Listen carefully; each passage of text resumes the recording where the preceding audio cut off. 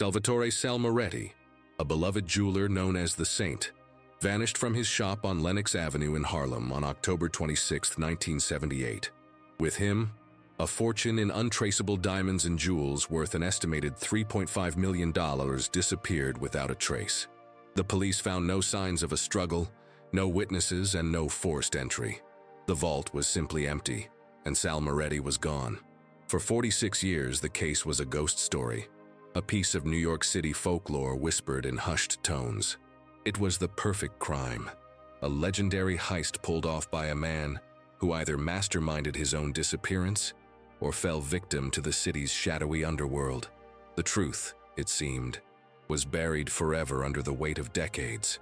It was a perfect, impenetrable mystery, until a subway maintenance crew, repairing the crumbling tunnels deep beneath the city streets, made a shocking discovery that would not only solve the riddle of the missing jewels, but also expose a horrifying truth far darker than anyone had ever imagined.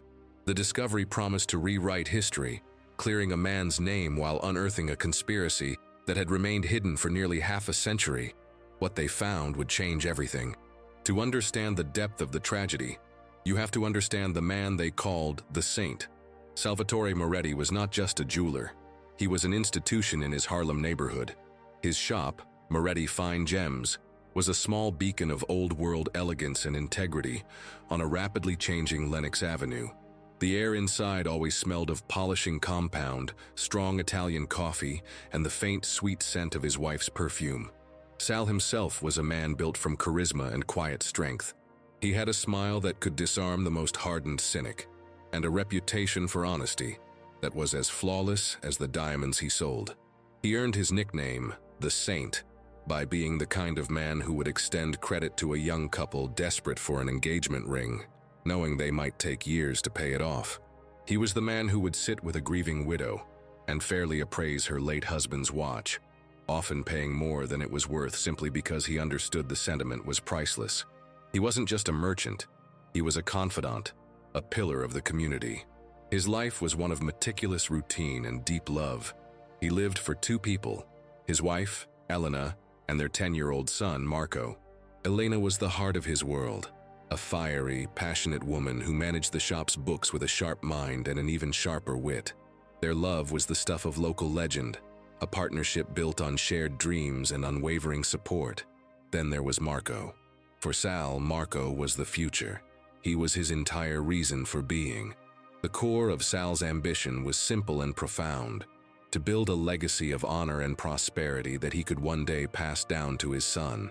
He dreamed of the day when Marco's name would be on the sign next to his. Many afternoons were spent with Marco perched on a high stool in the workshop, his small hands carefully holding a loupe to his eye, as Sal explained the intricacies of a gemstone. "Look here, my boy," Sal would say, his voice a low, gentle rumble. "A diamond's value isn't just its size, it's the fire inside. It's the clarity. It's about seeing through the rough exterior to find the beauty within." These were not just lessons about jewelry, they were lessons about life, about character, about the very principles Sal lived by. He was teaching his son to be a good man. His family life was idyllic, filled with the simple joys of Sunday dinners, trips to Coney Island, and the quiet comfort of a home filled with laughter. Sal had everything to live for. He was a man deeply rooted in his world, connected to his family and his community, in a way that made the idea of him simply walking away from it all utterly unthinkable to those who knew him best. He wasn't a man who ran from things. He was a man who built things. The life that was about to be so violently interrupted was not just a collection of assets and relationships. It was a masterpiece of devotion, a life rich with purpose and love. The stakes were not just the missing jewels. They were a wife's future, a son's entire world, and the soul of a good man. This vibrant, detailed portrait of a life lived with honor is what makes what happened next so incomprehensibly dark. The world was about to lose more than just a jeweler. It was about to lose the Saint. The morning of October 26, 1978 began like any other. The air in New York City carried the crisp, smoky scent of autumn, a promise of the coming winter. Sal Moretti followed his ritual with the precision of a watchmaker. He rose before the sun, shared a quiet cup of coffee with Elena, and kissed a sleeping Marco on the forehead before walking the few blocks to his shop.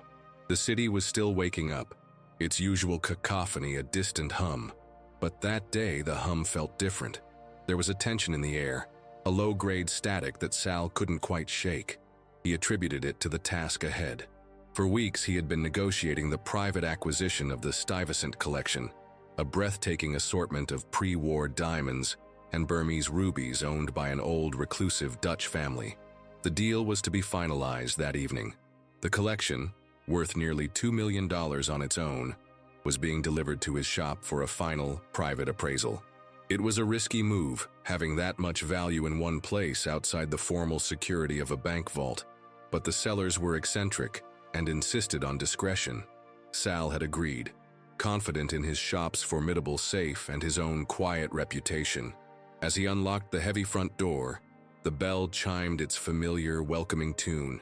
He spent the morning in his usual rhythm, serving customers, mending a broken clasp for a neighbor, and preparing his workshop for the evening's main event. Around noon, a beat cop, Officer Riley, poked his head in. "Everything good, Sal?" he asked, a familiar daily check-in. "Always, my friend," Sal replied with a warm smile, offering him a coffee that Riley politely declined. Nothing seemed out of the ordinary, yet the feeling of unease lingered. A strange, low humming sound seemed to emanate from the basement, a place he rarely went. He made a mental note to check the circuit breaker later, but was soon distracted by a customer. Later in the afternoon, the phone rang. Sal answered, but the line was silent for a moment before a series of clicks was followed by a dial tone. He frowned, dismissing it as one of the city's frequent telephone line issues. By late afternoon, the Stuyvesant collection arrived, delivered by a tight-lipped courier who didn't stay for pleasantries. Sal meticulously transferred the velvet trays of jewels into his main vault, a fortress of steel and complex tumblers set into the back wall of his shop. The sheer brilliance of the collection, even under the dim light of the workshop, was intoxicating. It was the score of a lifetime, the deal that would secure his family's future for generations. It was also a massive liability sitting in his store. His final appointment of the day was with a new client, a man who had called a week prior, identifying himself only as Mr. Glass. He claimed to be a representative for a wealthy anonymous investor interested in acquiring rare gemstones. He was nervous, jumpy, his eyes darting around the shop as if he were being watched. He spoke in hushed, urgent tones about a potential deal, but his questions seemed more focused on Sal's security protocols than on his inventory. Sal, ever the professional, answered politely, though the man's odd demeanor added another layer to the day's growing strangeness. Mr. Glass left as abruptly as he arrived, promising to be in touch. As evening fell, Sal locked the front door and pulled down the heavy metal grate. He was alone now, with a fortune in jewels and a feeling of profound isolation. He decided to call Elena, to tell her he would be home a little later than planned. He wanted to double-check the inventory one last time. "I love you," he said, his voice softening. "Tell Marco his dad will see him for breakfast." It was the last time she would ever hear his voice. He hung up the phone and turned towards the vault. The single lamp above his workbench cast long, dancing shadows across the room. He didn't know it, but he was not alone. His final hours were ticking away, each moment drawing him closer to an abyss. The risky decision to hold the jewels, the strange client, the dead phone line, the hum from the floorboards, they were all threads in a web that was slowly closing in around him. He had made a fatal mistake, not a mistake of greed, but of trust, and it was a mistake that would create a legend. The morning of October 27th dawned bright and clear, a cruel deception. Elena Moretti woke with a small, contented smile. Sal hadn't come home, but that wasn't entirely unusual after a major acquisition. He often worked late, losing himself in the fire of the gems, and would sometimes sleep on the small cot in his back office, rather than walk home in the dead of night. They had a plan. She would take Marco to the shop around 9 for a celebratory breakfast at the diner next door. It was their family tradition after a big deal. As she and Marco walked down Lenox Avenue, the boy chattering excitedly about the treasure his father had acquired, Elena felt a sense of pride. Her husband was a brilliant man, a good man. They reached the shop. The first prickle of unease surfaced when she saw the heavy metal security grate was still down. Sal was an early riser. It was never down this late. Her hand trembled slightly as she used her key to raise it. The loud, rattling clang echoed in the strangely quiet street. She then moved to the front door.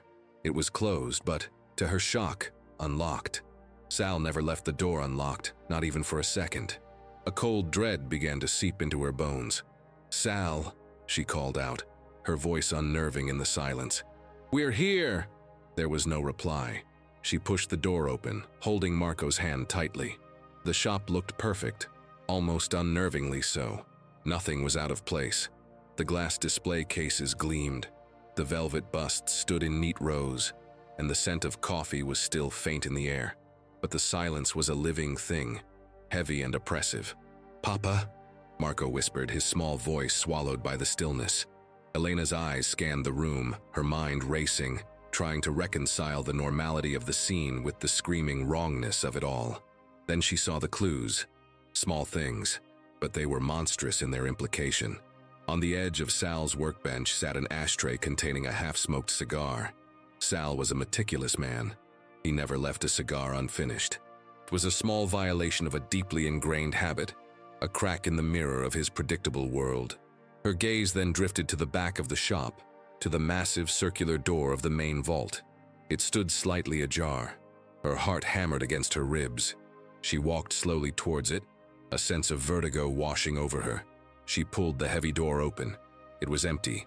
The velvet trays were gone. The Stuyvesant collection, along with Sal's own private reserve, had vanished. Yet the smaller, everyday safe where he kept cash and less valuable items was untouched. Its door still locked. This wasn't a smash-and-grab robbery. It was too clean, too precise. As panic began to claw at her throat, her eyes caught something else near the rear delivery door. A single muddy boot print, clear as day on the polished linoleum floor. It was a large print, with a deep, aggressive tread pattern. Nothing like the elegant Italian leather shoes Sal always wore. It was the only sign of chaos, the only hint that someone else had been there. The world began to tilt. Where was her husband? The scene made no sense. It wasn't a robbery, not a clean one. It wasn't a kidnapping, as there was no note. It was just an absence, a void where her husband should be. Marco began to cry, sensing his mother's terror. Elena stumbled back to the front of the shop, her hands shaking so violently she could barely hold the telephone receiver. Her call to 911 was a choked, frantic plea. "My husband, he's gone," she gasped to the operator. "The shop, it's empty, but nothing is broken. He's just gone." The initial confusion of the scene was rapidly giving way to a tidal wave of pure, unadulterated panic. The mystery of Lenox Avenue had just been born. The initial response from the New York City Police Department was swift, but it was also colored by the cynicism of a city grappling with record crime rates in the late 1970s. When detectives arrived at Moretti Fine Gems, they saw a scene that, to their experienced eyes, told a familiar story. A man, a fortune in untraceable jewels, and a clean disappearance. The working theory formed almost instantly. Sal Moretti had pulled off the ultimate inside job. He had liquidated his assets, gathered the Stuyvesant collection, and vanished, leaving his family behind to start a new life somewhere exotic. It was a neat, simple explanation, and it was the one they pursued with conviction. Elena's desperate insistence that Sal would never abandon his family, that he was a man of honor, was met with weary, patronizing smiles. They'd heard it all before. "Ma'am," one of the lead detectives told her, "you'd be surprised what a man will do for $2 million.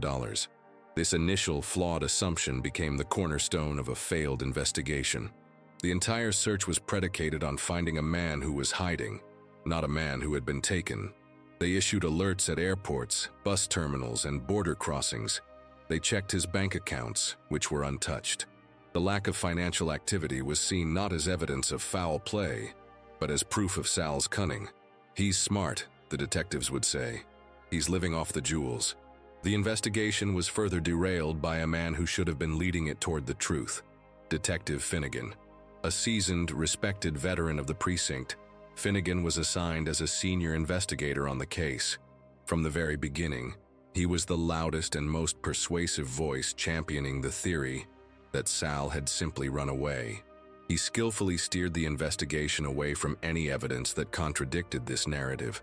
The photograph of the muddy boot print, a crucial piece of physical evidence suggesting an unknown person was at the scene, was mysteriously lost from the evidence locker within 48 hours.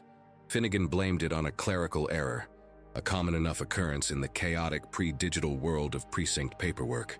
He interviewed Elena with a veneer of sympathy that masked a clear agenda, asking pointed questions about marital problems or financial troubles, searching for any seed of doubt he could plant to support his runaway husband theory. His official reports emphasized Sal's sole access to the vault and the lack of forced entry, building a compelling, if entirely fictional, case against the victim himself. The family's frustration quickly morphed into desperation. Elena felt like she was screaming into a void. Every plea to investigate the possibility of a kidnapping or something worse was dismissed. To compound their misery, the investigation was actively sabotaged by a series of anonymous tips that sent detectives on wild goose chases. Calls would come in claiming Sal had been seen gambling in Atlantic City, or that he had deep ties to the mafia, and this was a mob-sanctioned disappearance. Each tip, which later proved to be baseless, consumed valuable time and resources, pulling the focus further and further away from the shop on Lenox Avenue. These calls, investigators would later learn, were not random. They were part of a sophisticated misdirection campaign orchestrated by Finnegan and his hidden associates, designed to muddy the waters and solidify the narrative of Sal the fugitive. The official search methodology was a study in futility. Canvassing the neighborhood yielded nothing. No one had seen Sal leave. Interviews with known associates confirmed what Elena already knew. Sal was a devoted family man with no known enemies. But every piece of information was filtered through Finnegan's corrupt lens. Sal's clean record was twisted into proof of a secret life. His devotion was painted as a clever facade. For weeks, the police chased a ghost of their own creation while the real truth lay dormant, buried under a foundation of incompetence, misdirection, and insidious corruption. The official search didn't just fail, it was engineered to fail. As weeks turned into months and months bled into years, the investigation into the disappearance of Sal Moretti went cold. The file, thick with dead-end leads and the prevailing unchallenged theory of a man on the run, was relegated to a dusty filing cabinet in the precinct's archives.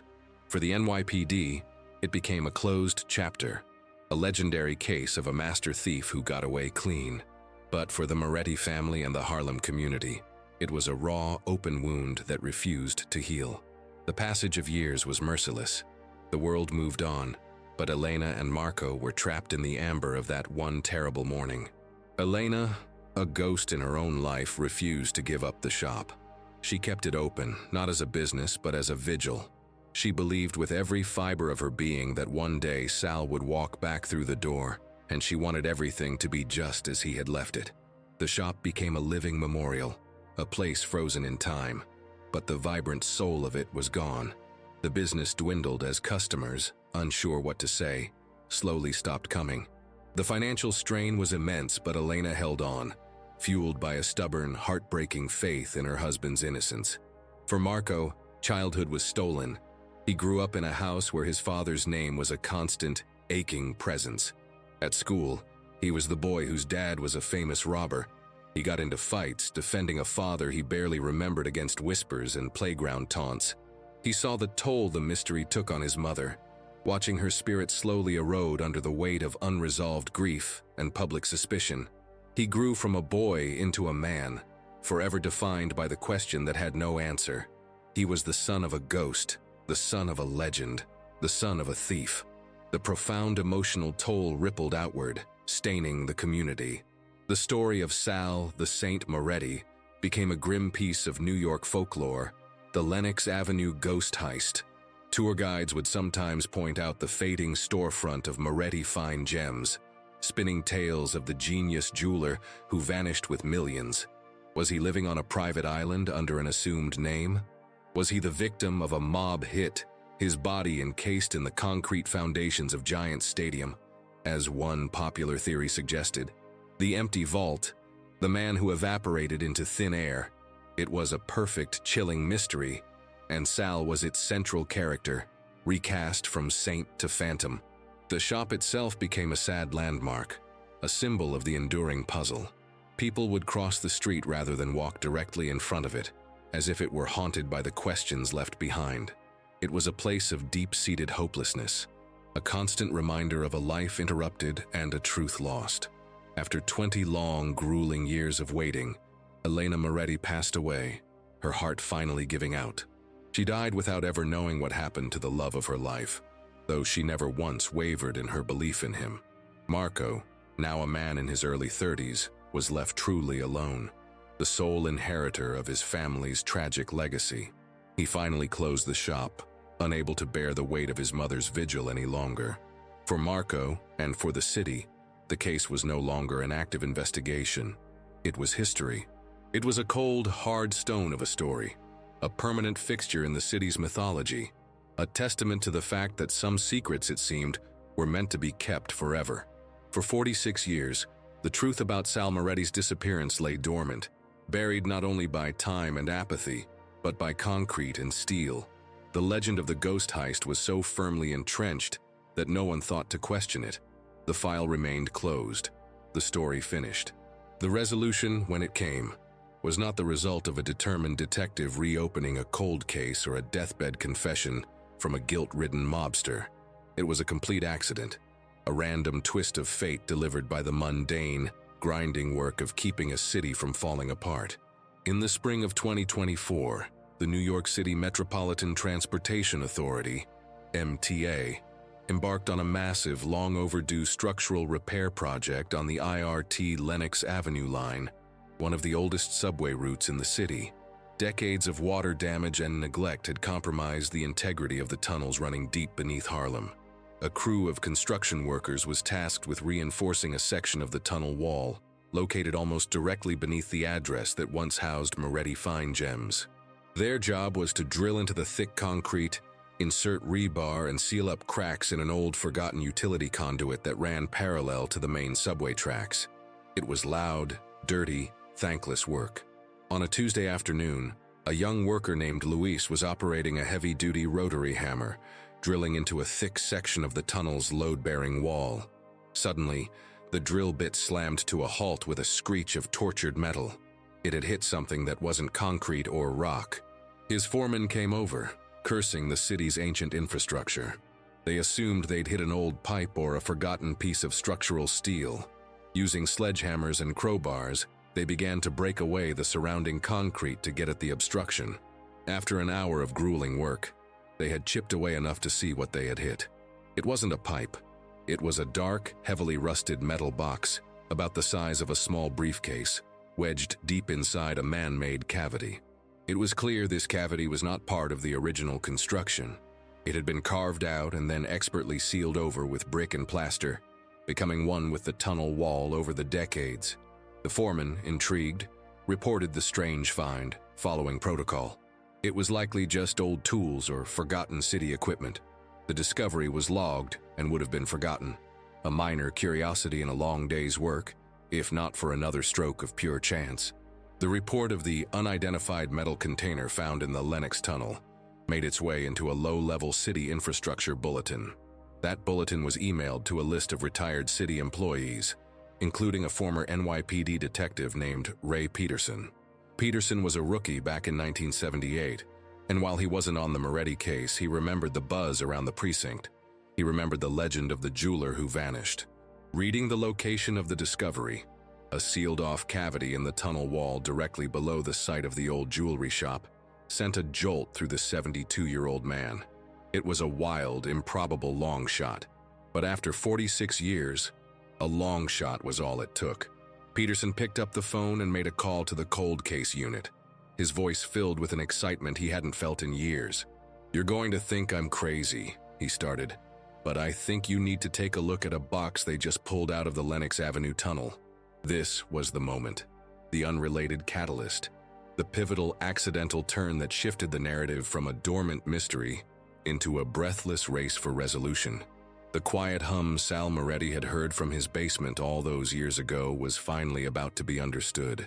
The call from retired Detective Ray Peterson landed on the desk of Detective Isabella Rossi, the head of the NYPD's cold case squad. Rossi was a sharp, relentless investigator with a reputation for seeing patterns where others saw chaos. The idea of a rusted box solving a 46-year-old legendary heist seemed like something out of a movie, but Peterson's conviction was compelling. She had the lockbox brought not to an evidence locker, but directly to the city's top forensic lab. The box was old, heavy, and fused shut by decades of rust and corrosion. The forensic team worked for hours, using specialized tools to carefully cut it open without disturbing the contents. When the lid was finally pried off, a collective gasp went through the lab. Inside, wrapped in layers of oilcloth that had miraculously protected them from moisture, was a dazzling trove of diamonds, rubies, and emeralds. They were immediately recognizable from the old case files, the Stuyvesant collection. But that wasn't all. Beneath the jewels was another object, also wrapped in oilcloth. A small, leather-bound ledger. This was the true treasure. Rossi knew instantly that the jewels were just the cover story. The ledger was the motive. The pages were filled with neat columns of dates, initials, and coded numbers. It was gibberish to the naked eye. Rossi brought the ledger to the NYPD's cryptology unit, a small, brilliant team that usually dealt with modern digital encryption. They were fascinated by the old-school analog puzzle. For 3 days, they worked relentlessly, running analyses, searching for patterns, and cross-referencing the initials with city records from the 1970s. Finally, they had a breakthrough. The code wasn't overly complex, it was an arrogance. It was a simple substitution cipher, and the key was a street name, Lenox. The initials corresponded to city officials, union bosses, and, most damningly, police officers. The numbers were payoffs. The ledger was a meticulously kept record of a widespread corruption ring operating in Harlem in the 1970s. It was a book of sins. One set of initials appeared more than any other, DF. Cross-referencing DF with the precinct roster from 1978 yielded a single chilling name, Detective Finnegan, the man who had championed the theory that Sal Moretti was a fugitive, the man who had lost the key evidence of the boot print. Daniel Finnegan was now 78 years old, long retired, and living a quiet, comfortable life in a gated community in Naples, Florida. Detective Rossi and her partner were on a plane the next morning. They found Finnegan on his porch, a frail, sun-weathered old man reading a newspaper. He seemed more annoyed than surprised to see 2 NYPD detectives at his door. He played the part of the forgetful old cop perfectly, claiming he barely remembered the Moretti case. "Happened a lifetime ago," he said with a dismissive wave of his hand. "The guy was a crook, took the money and ran. Case closed." Rossi didn't argue. She simply placed a high-resolution photograph of a page from the ledger on the table in front of him. His page, the one with the initials DF next to a dozen payoff amounts. The color drained from Finnegan's face. His hands began to shake.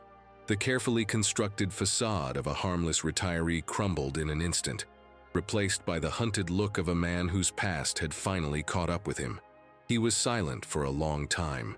Then, in a raspy, defeated voice, he began to talk. The story he told was uglier than anyone could have imagined. His crew of corrupt cops wasn't robbing Sal. They were using him, forcing him to launder their extortion money by faking high-value jewelry sales. But Sal Moretti, the saint, had a conscience. He couldn't live with it. He was going to expose them. The nervous client, Mr. Glass, wasn't a client at all. He was an undercover federal agent Sal had secretly contacted to help build a case against the crew.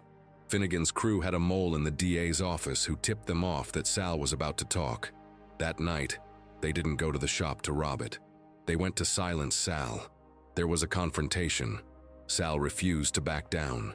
One of the cops panicked and killed him right there in the workshop. The robbery was a desperate act of improvisation, a cover story to explain the missing jewels they now had to take. But what about the body? That was the most horrific part of the confession. Panicked, and with a dead body in the middle of a jewelry shop, they couldn't risk moving him through the streets.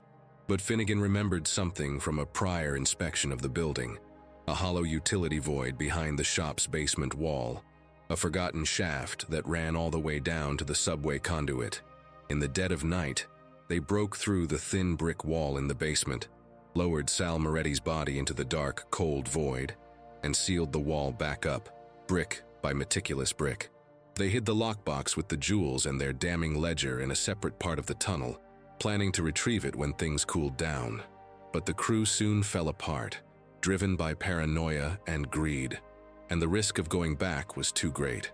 The box and Sal's body remained entombed. Based on the confession, Rossi sent a team back to the shop on Lenox Avenue, now a brightly lit mobile phone store. They went into the basement, now just a cluttered storage area. Using ground-penetrating radar, they scanned the wall Finnegan had described. They found the anomaly, a section of the wall that was hollow behind it. As they carefully broke through the bricks, a cold, musty air filled the room. They shined their flashlights into the darkness, illuminating a small, hidden cavity. And there, they found the remains of Salvatore Moretti. The saint had finally been found. The confession of Daniel Finnegan shattered a 46-year-old mystery and sent shockwaves through the city. The immediate aftermath was a whirlwind of legal and forensic activity.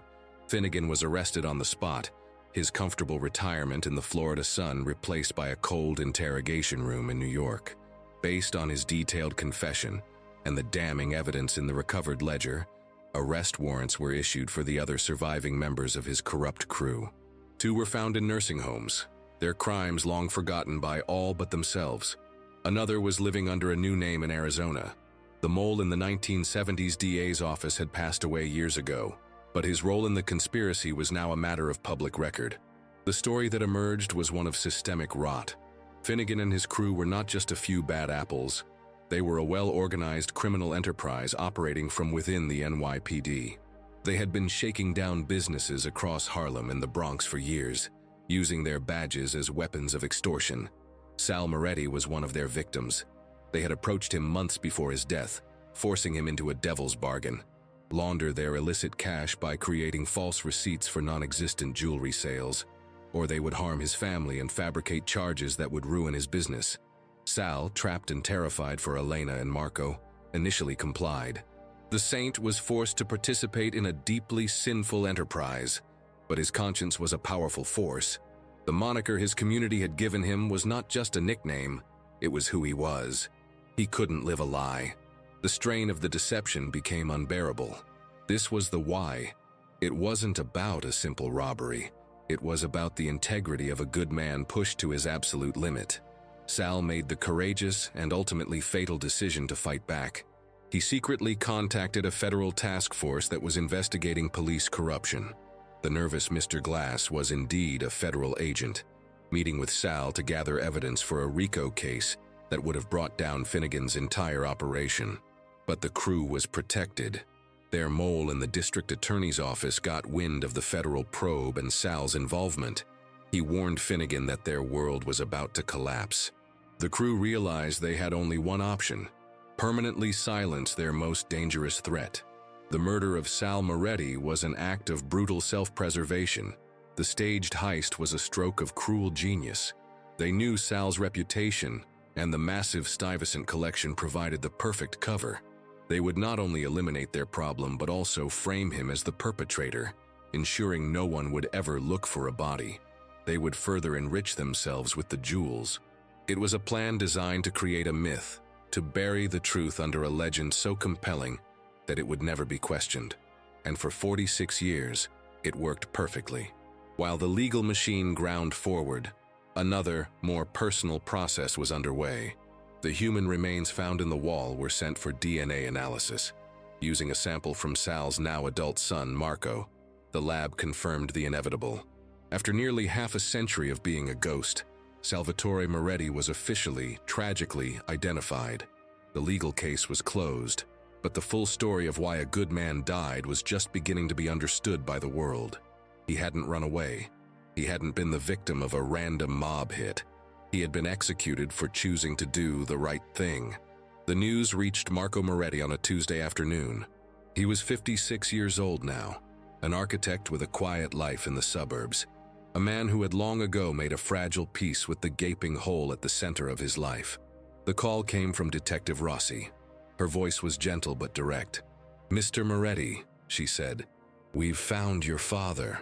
Marco didn't speak for a full minute. The words didn't compute. They were a message from a different lifetime, a ghost whispering across a chasm of 46 years. When he finally found his voice, it was a choked whisper. "Is he?" He couldn't finish the sentence. The confirmation of his father's death was, strangely, not the most powerful part of the news. He had mourned his father's absence his whole life. The true emotional cataclysm came with the rest of the story. His father hadn't abandoned him. His father hadn't been a master thief. His father was a hero. The torrent of emotions that followed was overwhelming. There was a profound, bone-deep relief that washed over him first. It was a feeling so immense it almost brought him to his knees. His father was innocent. His mother had been right all along. This single fact was a vindication of her memory, a validation of her unwavering, lonely faith. It was a gift he wished with all his heart he could give to her. But hot on the heels of relief came a tidal wave of grief, not just for his father, but for the lost years, for the stolen narrative of his life. He grieved for the 10-year-old boy who had to defend his father's honor in the schoolyard. He grieved for the young man who looked at his own reflection and wondered if a similar darkness lurked within him. He grieved for his mother, who died under a cloud of suspicion, never knowing the truth that would have set her free. The funeral for Salvatore Moretti was held a few weeks later. It was a small, private affair. After 46 years in a cold, dark void, Sal was finally laid to rest beside his beloved Elena. Marco stood before the small gathering of friends and family and delivered a eulogy. He didn't speak of the legendary heist or the decades-long mystery. He spoke of the man. He told the story of his father teaching him to see the fire inside a diamond. He spoke of his father's warm smile, of the smell of his workshop, of the feeling of safety he felt in his arms. He was, for the first time, able to mourn his father, not the myth. He was finally able to say goodbye to Papa. The jewels from the Stuyvesant collection, along with Sal's own, were eventually returned to Marco as the sole heir. Their value in the 2024 market was staggering, estimated at over $50 million. It was a fortune born from tragedy, a bittersweet inheritance stained with his father's blood.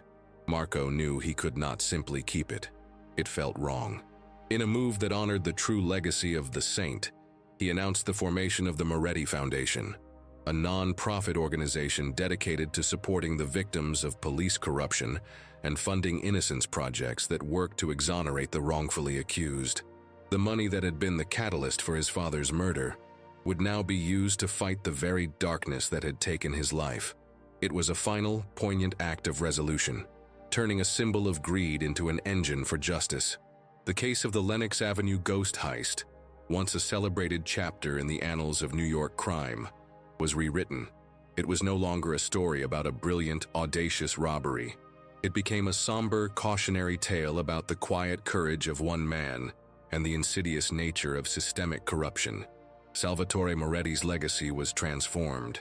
He was no longer the phantom thief who vanished into thin air. He was a martyr for integrity, a man who faced an impossible choice and chose honor over life. His nickname, the Saint, once a simple descriptor of his kindness as a shopkeeper, now took on a deeper, more profound meaning. It became a testament to his moral fortitude in the face of pure evil. The story resonated far beyond the borders of Harlem. The exposure of Finnegan's crew forced the NYPD to launch a new series of internal reviews, re-examining dozens of other cold cases from the 1970s and 80s, an era now understood to be rife with a level of corruption previously only whispered about. It led to tangible changes in policy, particularly regarding the handling and preservation of evidence in major felony cases, and the creation of a new, more independent oversight committee for internal affairs investigations. Sal Moretti's death, in a tragic and indirect way, led to a reform that would protect future generations from the kind of men who had killed him. The narrative became a powerful example of a universal truth. That truth, no matter how deeply buried, has a way of working its way to the surface. It may take decades, it may take a complete accident, but it cannot be entombed forever. The story served as a haunting reflection on the nature of evil. The evil that took Sal's life wasn't a monstrous, cackling villain.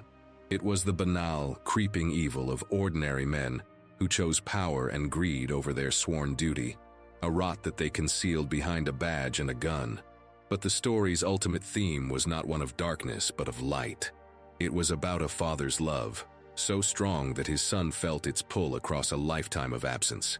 It was about the power of a promise, the promise Sal made to himself to live as a good man, a promise he kept even at the cost of his own life.